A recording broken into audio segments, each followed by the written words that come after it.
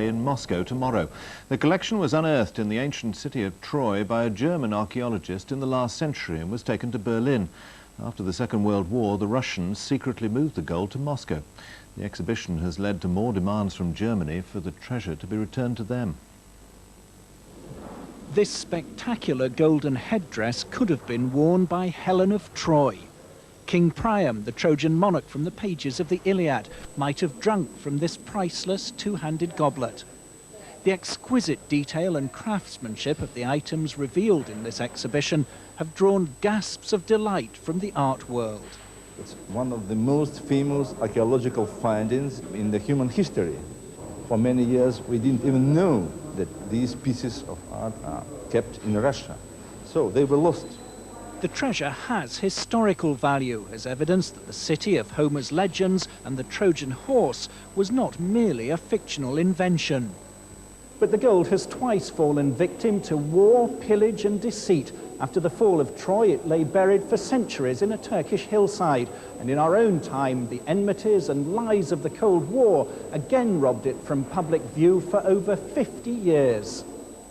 It was the German archaeologist Heinrich Schliemann who unearthed the gold in 1873. His wife was the first to model the jewellery as it emerged from the soil. By 1945, though, Schliemann's gold was in a Berlin museum and fell into the hands of liberating Soviet troops. Like thousands of artworks, it was taken back to Moscow as war booty to lie unseen for 50 years, while the Soviet government refused German demands for its return. The official view here is still that Russia's actions are nothing to be ashamed of. All those pieces of art were brought here legally. And please remember the destruction and ruin the war inflicted on my country. So how can you even dare to talk about shame? The row over the ownership of the gold will run and run. Boris Yeltsin says he's open to discussion, but the political unpopularity of sending any war booty back to Germany means the treasures are likely to stay here. Martin Sixsmith, BBC News, Moscow. The main news again tonight. Israel has stepped up its attacks on suspected Hezbollah hideouts in Lebanon with fierce air and artillery strikes for the 5th day running. At least 23 people are reported to have been killed and well over 100 injured. Hezbollah has threatened to retaliate by attacking Jewish targets worldwide. Newsnight is on BBC2 at 10:30. That's all from the 9 o'clock news.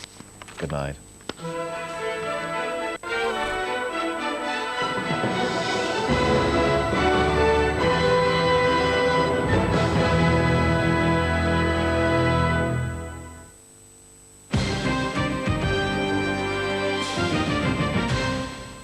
Good evening from the Look North newsroom. The main stories tonight. A Yorkshireman has had a miraculous escape after plunging 5,500 feet to the ground. Pat Dolan from Bradford is recovering in hospital after a paragliding accident in Italy. Only a fortnight after the accident, Pat Dolan's happy to tell his tale. He has a broken spine and his legs are paralysed, but he's just thankful. I think the luckiest person on earth at this moment. I don't think I could wish for anything more than this, without a doubt. Pat, seen here paragliding in the Yorkshire Dales last year, was an experienced pilot. But in Italy last month, at a height of more than 5,000 feet, his canopy collapsed. He got caught in the lines and he fell to the ground. Doctors at Pinderfield's Hospital in Wakefield are hopeful that he will walk again, but say it's too early to say for sure. There's a warning tonight that the dry spring and another arid summer could seriously damage one of Yorkshire's nature reserves. Last year, fires blazed out of control at Thorne Moor near Doncaster, and this weekend the emergency services were back tackling more fires. 40 firefighters battled to put out 3 separate fires, which sprang up over 20 acres of Thorne Moor this weekend. It's the first peat fire here this year, but already the land is so dry, the fire brigade fear the area will suffer a repeat of last year's devastating fires, which destroyed hundreds of acres of the conservation area. Landowners English Nature believe it could ruin the site. If we get a series of very severe fires as what we had last year, we could, and I think this is fair to say, we could lose the site totally. The fire brigade has now left Thorne Moors, but the crews know they could be back again before long. A decision by parents in South Yorkshire for their children's school not to leave local authority control is to be referred to the government. A 3-to-1 vote should ensure Beck Primary in Shire Green stays with Sheffield City Council. But following a political row and claims that parents were misinformed, the government has been asked to intervene. Parents of children at Beck Primary voted overwhelmingly against opting out. It's been good as it is now, so I think we should keep it as it is. I feel safer knowing it's in the authorities' hands, really.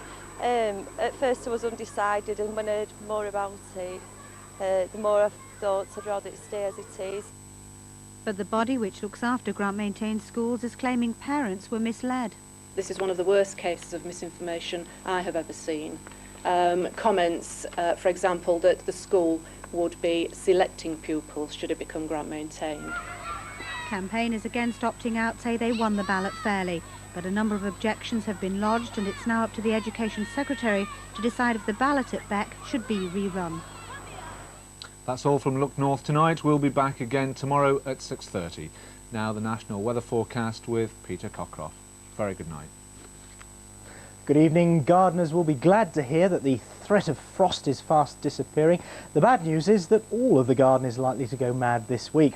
Now, over the weekend, weather fronts have been piling up on the western side of the country. They've been held there by this area of high pressure, but that's going to give way this week, and it'll allow these Atlantic lows to sweep their weather fronts eastwards across the British Isles. I think the heaviest of the rain is likely to be in the west, but some useful rainfall will get across to the eastern side. And throughout the week, the winds will be blowing from a south or southwesterly direction. So that's a relatively warm direction for us. So that combination of some spring warmth and some wet weather leading to some good growing conditions this week. Now, on the Irish weather radar, we've been keeping a track on these bright echoes, some heavier bursts of rain that have been moving steadily northeastwards through the evening. We're starting to see some heavier bursts of rain appearing on the coast of northwest England up over the Cumbrian Fells, and some heavy rain, some brighter echoes showing themselves on the Mull of Kintyre. Even a few bits of rain very close to Kelso and also very close to Aberdeen on the Scottish weather radars. But I think overnight the heaviest rain will be on the western side, particularly on southern facing coasts and hills, and it's going to be very misty and murky there as well.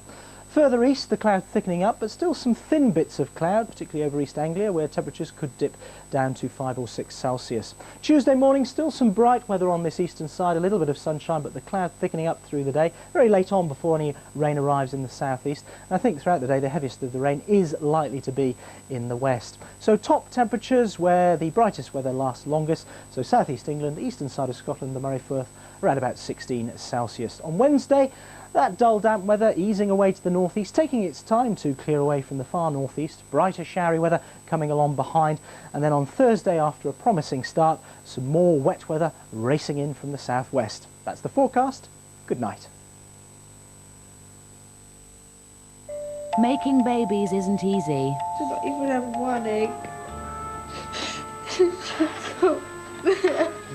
I just fed up with it all. I just want it over and done with. The cracks are beginning to show. Got another woman lined up, babe. Typical woman's statement. But when it means everything, I am completely overwhelmed by the desire to make this life. No price is too high. It is a bit of a shame if, little Linus or Harriet is conceived watching Red Hot and Dutch. Making Babies, Thursday at 10:05 on BBC1. Whenever people like Spike Milligan do something, it's always got their fingerprint on it. Like, you know immediately it's them. Hello, darling, I'm home. Bizarre. This girl armchair, what's it all about? Can't understand a word. Revolutionary. He's doing Python before we got there. And obsessive. I couldn't stop, even when I was in the mental home. The many faces of troubled comic genius Spike Milligan. Omnibus tonight at 10:10 on BBC1. Leap into a dustbin and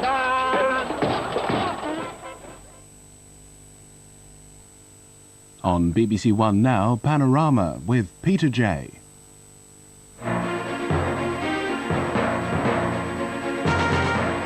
This weekend in Verona, Europe's leaders claimed for the first time that Europe should control national economic policies. Britain said no, but the pressure is mounting.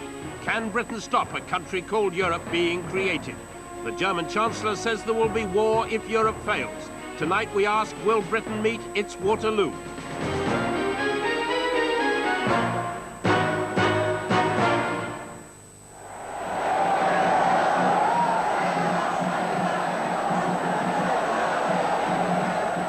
Uniting Europe. We've been here before.